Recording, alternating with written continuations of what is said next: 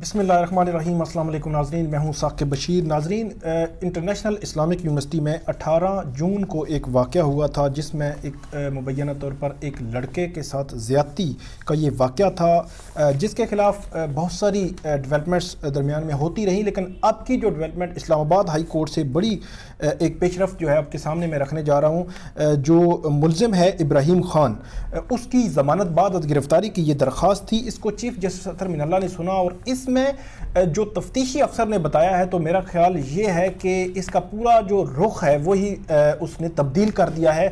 تفتیشی افسر جو ہے وہ یہ کہتے ہیں کہ یہ ملی بھگت کا معاملہ لگتا ہے۔ یہ کیوں کہا تفتیشی افسر نے؟ اسلام آباد ہائی کورٹ میں اس کیس میں گزشتہ ہفتے سماعت بھی ہوئی تھی۔ وہ سماعت کیا تھی، اس کا احوال پلس جو آرڈر جاری کیا اسلام آباد ہائی کورٹ نے اس کیس میں، وہ آپ کے سامنے رکھوں گا۔ اور اس میں عدالت نے جو ملزم تھا اس کو ضمانت دے دی۔ کس بیس پہ ضمانت دی، کیوں جو ہے وہ عدالت جو ہے وہ اس پر ضمانت دینے پر ایگری ہوئی، یہ سب آپ کے سامنے رکھیں گے۔ تھوڑا سا اس کا بیک گراؤنڈ میں بتا دوں، اس کے کیس سے متعلق یہ کیس ہوا تو اس کے بعد مختلف مواقع پہ اس میں جو قائمہ ایک کمیٹی بنائی گئی تھی، محی الدین وانی جو ہے جوائنٹ سیکریٹری، انہوں نے رپورٹ دی تھی۔ پھر عمل درآمد رپورٹ جو ہے وہ ابھی آنا باقی ہے۔ اس میں جو کہا گیا تھا سیکیورٹی انچارج کے خلاف کارروائی، اس طرح کیمرے اسلامی یونیورسٹی میں لگانے، اس طرح جو اسٹوڈنٹ ایڈوائزر ہیں ان کے حوالے سے لکھا گیا تھا۔ یونیورسٹی کی نااہلی کا ذکر ہوا، کس طرح یہ لڑکا جو ہے وہ وہاں پہ آیا اور یہ واقعہ ہوا، مجرمانہ غفلت، ایف آئی آر کے جو دیر ہوئی، جو میڈیکل نہیں ہو سکا تھا اس لڑکے کا، اور اس کے علاوہ پولیس کا فوری ایکشن نہ ہونا، ان سارے معاملات کی نشاندہی جو ہے وہ اس کمیٹی میں کی گئی تھی۔ سب سے پہلے میں آپ کو اس کا احوال جو سماعت ہے وہ رکھتا ہوں، اس کے بعد جو آرڈر ہے وہ آپ کے ساتھ شیئر کرتے ہیں۔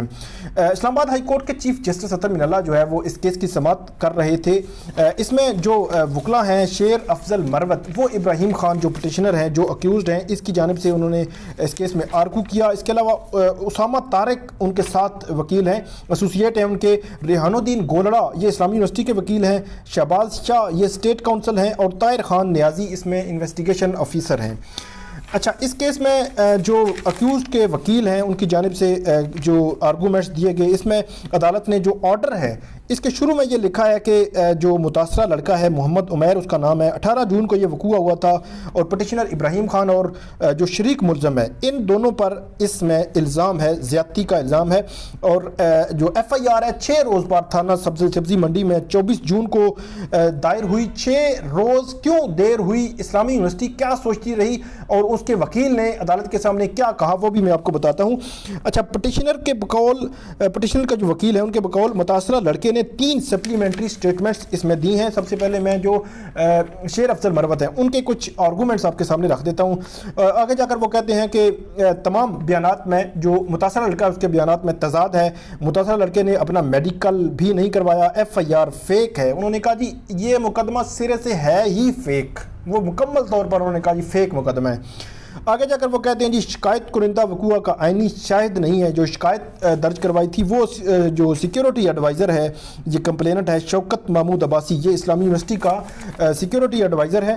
اچھا، آگے جا کر جو کمپلینٹ جو اکیوز تھا اس کے وکیل کہتا ہے کہ معلومات کیسے ملی، ایف آئی آر میں اس کا درج بھی نہیں کیا گیا، متاثرہ لڑکا وقوعے کے بعد غائب ہو گیا تھا۔ اس کے بعد یہ بھی کہا گیا کہ پروہیبیٹری کلاز میں یہ نہیں آتا۔ پروہیبیٹری کلاز یہ ہوتی ہے کہ 10 سال سے کم اگر سزا جو ہے وہ دی جا سکتی ہو تو اس میں ضمانت آسانی سے مل جاتی ہے، زیادہ ہو تو ضمانت جو ہے تھوڑی قدرے مشکل ملتی ہے۔ اچھا، آگے جا کر جو پٹیشنر کے وکیل ہیں انہوں نے کہا جی یہ ایم فل کے طالب علم ہیں، بدنیتی سے ان کو اس میں شامل کیا گیا ہے، کوئی کرمنل ریکارڈ موجود نہیں ہے، انکریمنیٹنگ مٹیریل جو ہے تفتیشی افسر سامنے نہیں لایا، تفتیش مکمل ہو چکی، ایف آئی آر 7 روز کے بعد ہوئی، رول جو ہے وہ نہیں دیا گیا، تضادات ہیں، مزید انکوائری اس میں جو ہے وہ ضرورت ہے۔ اس کے بعد اس میں آرگومنٹس کیے جو رسپونڈنٹس کے وکیل اور تفتیشی افسر جو ہے اس کی جانب سے کہا گیا۔ اچھا، اس میں جو رسپونڈنٹ کے وکیل ہیں، اسلامی یونیورسٹی کے وکیل ہیں، اس نے کہا جی سی ڈی آر کے مطابق متاثرہ لڑکے نے کال کی، یہ وہاں موجود پایا گیا، سی سی ٹی وی فوٹیج کے مطابق یہ کمرے میں جاتے ہوئے پایا گیا، اور متاثرہ لڑکے کا بیان بھی موجود ہے۔ یہ جو بیان ہے یہ دیر سے ہوا، بیان بھی دیر سے ہوا تھا۔ آگے جو چیف جسٹس نے کیا کہا وہ بھی میں آپ کے سامنے رکھتا ہوں۔ عدالت نے یہ کہا کہ کیا یونیورسٹی یہ سوچتی رہی کہ 6 دن کا التوا ہو گیا اور 6 دن بعد آپ نے ایف آئی آر درج کرائی، اور متاثرہ لڑکا شکایت کنندہ کیوں نہیں ہے؟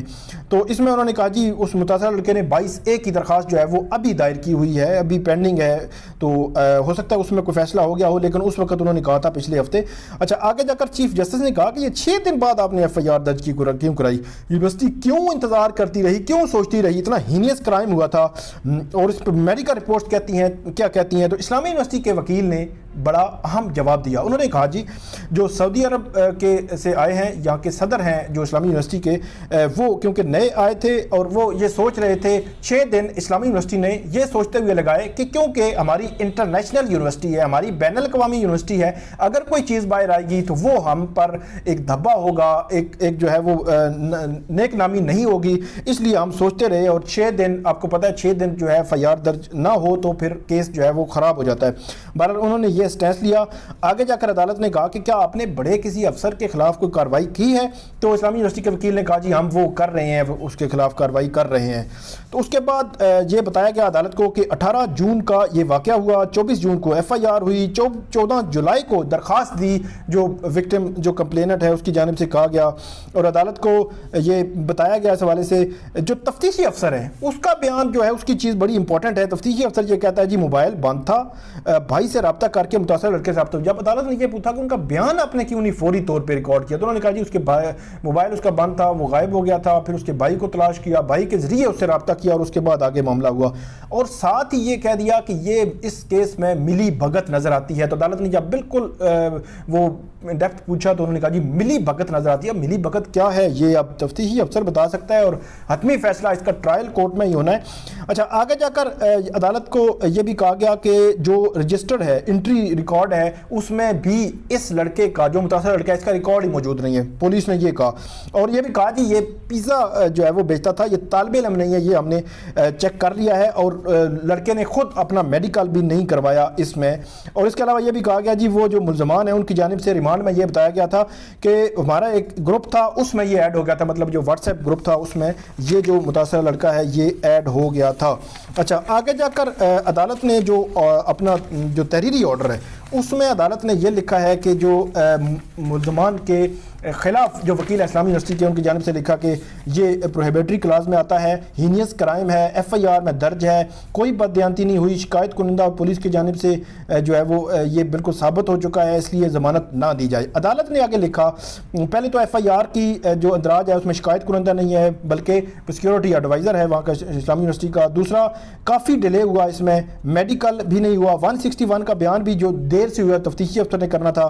پٹیشنر کے مطابق جو یونیورسٹی میں اس کی جو دشمنی ہے یا اس کے خلاف کچھ چیزیں ہیں تو ان کو بیس بنا کر اس میں اس کو ڈالا گیا ہے، اور عدالت یہ کہتی ہے کہ یہ معاملہ اس سٹیج پر نہیں، یہ ٹرائل کورٹ دیکھے گی۔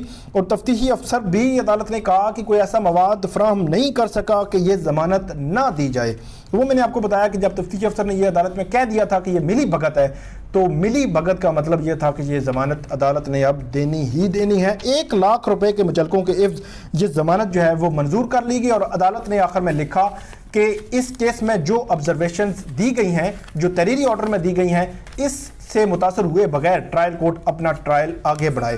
تو یہ تھی اسلامی یونیورسٹی کے حوالے سے بڑی اہم پیش رفت جو آپ کے سامنے میں نے رکھی اور آپ کو بتایا، اور یہ اس کا لب لباب تھا اور یہ ٹرننگ پوائنٹ تھا، کیونکہ ملی بھگت جب پولیس کہہ دے اور ہائی کورٹ کے سامنے کہہ دے تو اٹ مین کہ میرے خیال میں اب اس کیس سے مزید کچھ نکلنے والا نہیں ہے۔ دیکھیں گے کہ قائمہ جو اسٹینڈنگ کمیٹی ہے وہ اس حوالے سے فردر کیا کرتی ہے۔ جو بھی اپڈیٹ ہوگی آپ کے سامنے رکھیں گے۔ اس ویڈیو پہ آپ کامنٹ ضرور کیجیے گا۔ بہت شکریہ۔